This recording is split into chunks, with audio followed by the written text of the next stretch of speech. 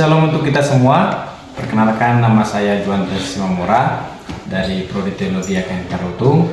Saya semester 5 dan ini adalah tugas akhir dari mata kuliah Homiletika Dasar. Sebelum kita mendengarkan firman Tuhan, kita berdoa. Bapak, terima kasih atas penyertaan-Mu di mana Engkau memberkati segala aktivitas kami. Bapak di surga, saat sebentar kami akan mendengarkan isi daripada firman-Mu. Engkau yang memberkati kami, yang menyampaikan, yang mendengarkan, serta yang akan melakukan daripada firman-Mu. Terima kasih Tuhan Yesus. Amin. Firman Tuhan yang akan menyapa kita di hari ini yang terambil dari 1 Korintus pasal yang 9 ayat 24 sampai 27. Demikian isi firman Tuhan. Tidak tahukah kamu bahwa dalam gelanggang pertandingan semua peserta turut berlari, tetapi bahwa hanya satu orang saja yang mendapat hadiah? Karena itu, larilah begitu rupa, sehingga kamu memperolehnya. Tiap-tiap orang yang turut mengambil bagian dalam pertandingan menguasai dirinya dalam segala hal. Mereka berbuat demikian untuk memperoleh suatu mahkota yang fana, tetapi kita untuk memperoleh suatu mahkota yang abadi.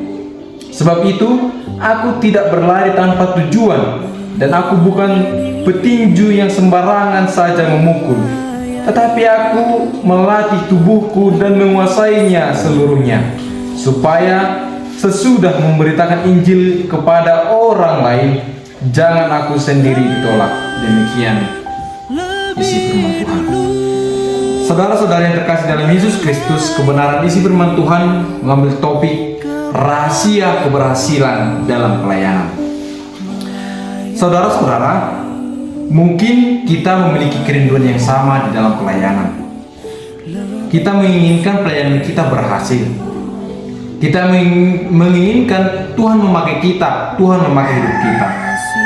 Nah, dan kita juga menginginkan suatu saat nanti kita berdiri di hadapan Tuhan dan Tuhan berkata, "Hai hambaku, baik sekali perbuatanmu."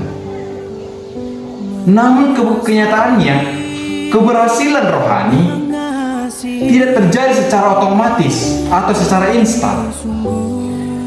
Tetapi keberhasilan rohani, keberhasilan pelayanan, kita harus memiliki beberapa proses yang mungkin bisa membuat kita tidak mencapai sampai tujuan karena beberapa faktor.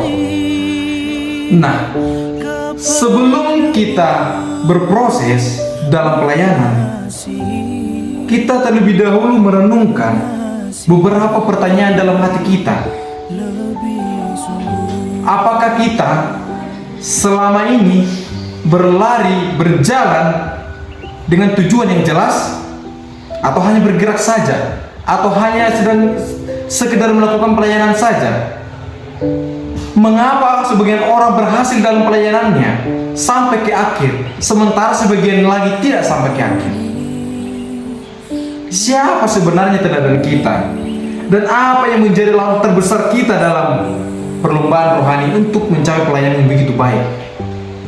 Nah, pertanyaan yang demikian akan dijawab dalam firman Tuhan hari ini, di mana dalam 1 Korintus pasal 9 ayat 24 sampai 27, di sini Paulus mengungkapkan rahasia keberhasilan dalam pelayanan.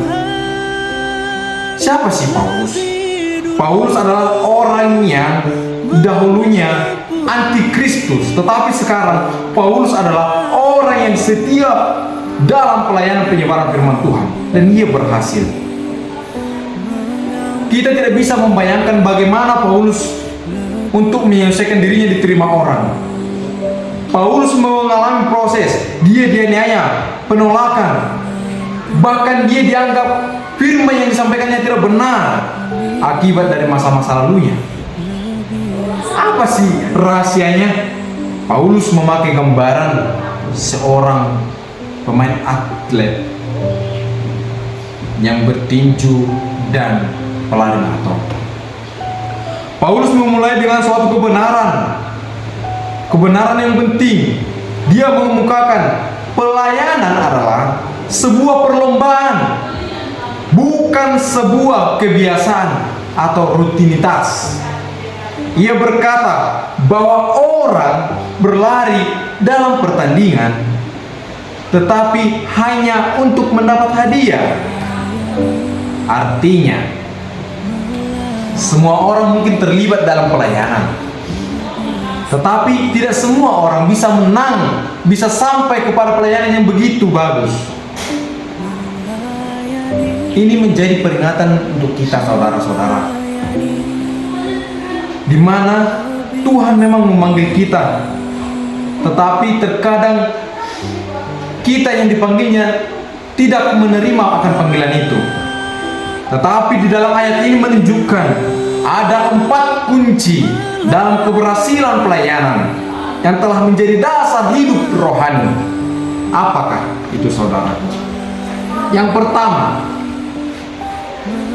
pentingnya memiliki sasaran rohani yang jelas.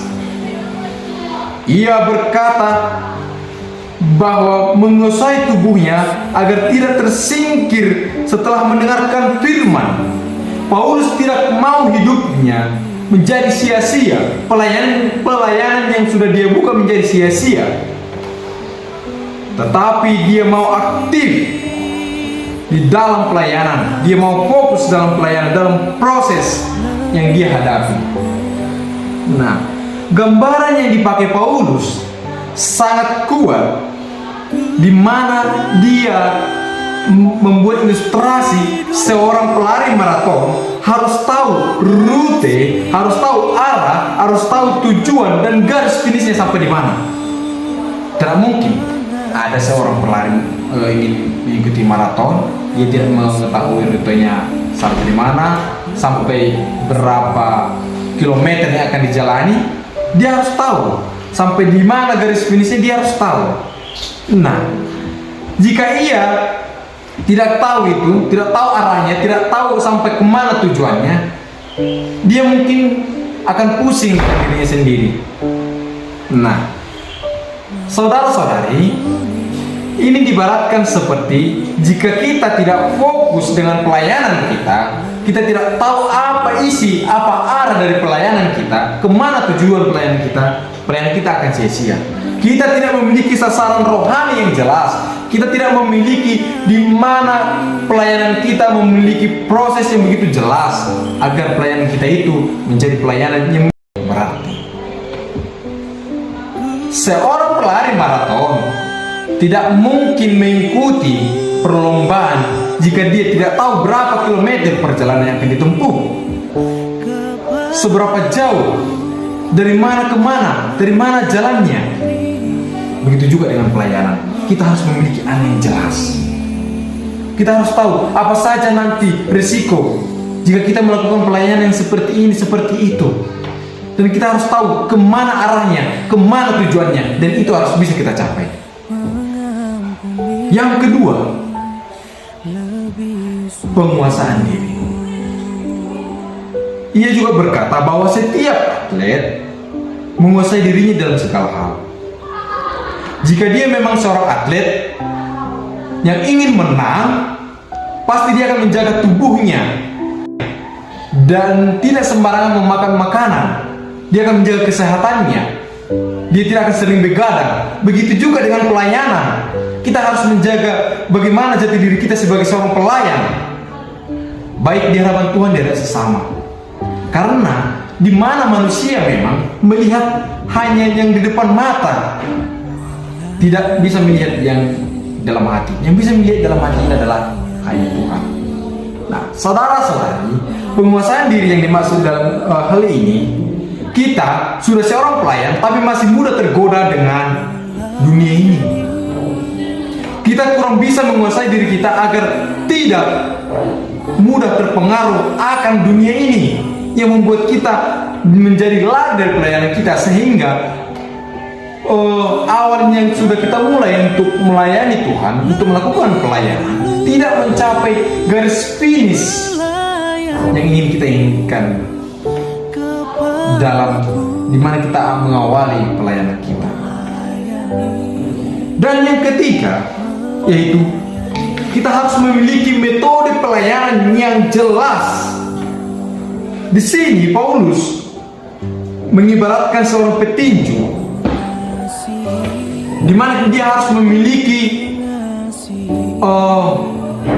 metode ataupun dia harus memiliki pikiran bagaimana dia memukul kawannya dan menjadikan kawannya itu jatuh dan tidak bisa lagi untuk melanjutkan pertandingan. Dia harus fokus memikirkan itu. Nah, kita juga sebagai seorang pelayan, kita harus fokus memikirkan bagaimana jemaat kita, bagaimana teman-teman kita bisa bergabung dengan kita untuk melakukan pelayanan, bisa mendengarkan firman Tuhan, bisa melakukan firman Tuhan. Tetapi hal itu memang sangat susah, sangat sulit, saudara-saudara. Mengapa demikian? Karena di mana kita masih muda, tadi tergoda dengan poin yang kedua, masih muda dengan tergoda dengan hawa nafsu dunia. Kita masih memiliki penguasaan diri yang masih minim. Saudara-saudari, metode pelayanan yang jelas yang dimaksud sekarang adalah di mana kita harus memiliki komitmen, di mana kita harus memiliki siasat agar para saudara-saudara kita yang belum terlibat dalam pelayanan kembali ikut dan mau ikut dalam pelayanan. Di mana saudara-saudara kita yang sudah jarang beribadah akan kembali kepada kita untuk melakukan pujian Tuhan, baik dalam doa, pembacaan firman Tuhan, dan nyanyian pujian, serta pelayanan di pospei, gereja, bahkan instansi yang memiliki unsur dari kerohanian atau membangun rohani. Nah, poin yang terakhir saudara-saudari yaitu disiplin hidup. Disiplin hidup. Nah, disiplin hidup ini berarti kita harus memiliki komitmen yang kuat. Jika dibaratkan dengan atlet yang ingin meraih kejuaraan, yang ingin meraih kemenangan, dia harus melatih dirinya. Dia harus menghadirkan komitmen yang begitu kuat, yang begitu kokoh dalam dirinya. Tidak ada pelari yang ingin menang tapi tidak memiliki komitmen. Tidak ada seorang pelayan yang ingin sampai kepada tujuannya tapi tidak memiliki komitmen. Jika kita seorang pelayan Tuhan, jika kita ingin hasil dari yang kita inginkan, yaitu pelayanan yang begitu maksimal, yang begitu baik kepada Tuhan, kita harus memiliki komitmen. Kita harus memiliki komitmen, di mana yang paling utamanya kita tidak mudah tergoda akan hawa nafsu dunia yang menjadikan kita seorang pelayan, tetapi kita tidak mencerminkan seorang pelayan ataupun hamba Tuhan. Nah, saudara-saudari, di sini juga disiplin yang dimaksud bukan hanya untuk kepada seorang pelayan, tetapi kepada kita umat Tuhan, umat Kristiani, di mana kita juga harus berkomitmen bahwasannya kita bukan hanya Kristen KTP. Kita bukan hanya Kristen yang bergereja, yang beribadah hanya di saat napas Natal Paskah. Di mana acara-acara besar umat Kristiani, di situ kita untuk beribadah, di situ kita untuk pergi ke gereja. Tetapi yang diinginkan saat sekarang itu, kita juga harus bisa komit dalam membaca firman Tuhan, di dalam memuji Tuhan, serta di dalam pelayanan kita. Nah, saudara-saudara yang dikasihi oleh Tuhan Yesus Kristus, hari ini firman Tuhan ini menegaskan kepada kita, keberhasilan pelayanan bukanlah hasil keberuntunganmu, bukan soal bakatmu, bukan soal di mana posisimu, tetapi soal arah rohanimu, arah pelayananmu, dan finish pelayananmu sampai di mana. Apakah pelayanan yang maksimum yang kau inginkan itu tercapai? Apakah hidupmu sudah disiplin dengan pelayanan yang engkau tempuh sekarang? Pelayanan bukan hanya di gereja, pelayanan bisa juga di tempat kita bekerja. Apakah kita memang betul-betul kita melakukan pelayanan yang begitu bagus? Apakah kita tergoda dengan hawa nafsu dunia? Karena firman Tuhan berkata pada hari ini, keberhasilan dalam pelayanan itu kita harus memiliki proses. Kita harus memiliki komitmen, kita harus memiliki disiplin, kita harus memiliki penguasaan diri agar keberhasilan dalam pelayanan kita, baik dalam pelayanan gereja, baik dalam pelayanan pekerjaan, kita bisa memiliki keberhasilan yang begitu baik. Nah, saudara-saudari, mari kita renungkan dalam hati kita. Kita bertanya dalam hati kita, apakah saya sedang berlari dengan tujuan rohani yang jelas? Apakah saya hidup dalam penguasaan diri? Apakah metode pelayanan saya berfokus pada Kristus? Apakah saya hidup dengan disiplin rohani yang sungguh-sungguh? Mari kita renungkan dalam hati kita. Mari kita membuat 4 kunci yang diterangkan dalam buku ataupun 1 Korintus 9 ayat 24-27. Kita harus memiliki tujuan yang jelas. Kita harus memiliki penguasaan diri. Kita harus memiliki metode yang berfokus pada Kristus ataupun berfokus pada hal yang baik. Kita harus memiliki disiplin rohani dan disiplin pada untuk diri kita. Jika hari ini kita merasa mulai kehilangan fokus kita, Tuhan memanggil kita untuk kembali menata hidup kita. Jika kita sudah merasa lelah, tenanglah, Tuhan akan memulihkan kita. Jika kita merasa tersesat, Tuhan akan menunjukkan arah kita. Jika kita merasa hampir menyerah, Tuhan memberikan kekuatan yang baru untuk kita. Mari kita kembali kepada disiplin rohani yang benar, kembali kepada tujuan yang mulia yang Tuhan tetapkan, dan berlari lagi dengan iman yang berkobar sampai kita menyelesaikan perlombaan, sampai kita memperoleh mahkota yang Tuhan sediakan bagi hamba-hamba yang setia. Saudara-saudari, untuk itu marilah kita renungkan firman Tuhan yang tertulis dalam 1 Korintus 9 ayat 24-27. Kita harus memiliki tujuan yang jelas dalam pelayanan kita. Kita harus memiliki penguasaan diri. Kita harus berfokus dengan pelayanan kita, dan kita harus memiliki disiplin dalam mencapai pelayanan yang begitu sukses. Amin. Kita berdoa. Terima kasih Bapa di surga atas segala penyertaan-Mu. Kami telah mendengarkan firman-Mu yang tertulis dalam 1 Korintus pasal 9 ayat 24-27 yang mengemukakan kepada kami, jika kami ingin memiliki keberhasilan dalam pelayanan kami harus memiliki tujuan yang jelas, kami harus memiliki penguasaan diri, kami harus memiliki metode pelayanan yang seturut dengan kehendak-Mu, dan kami harus memiliki disiplin rohani dalam diri kami. Bapa di surga, kiranya kami bukan hanya penyampai, bukan hanya pendengar, tapi kami juga menjadi pelaku daripada firman-Mu. Engkau yang memberkati kami, agar kami dapat melakukan firman-Mu yang kami dengarkan. Bapa di surga, apapun yang menjadi aktivitas kami, kiranya Tuhan yang memberkati kami. Dalam nama-Mu Tuhan Yesus Kristus, kami berdoa dan mengucap syukur. Amin.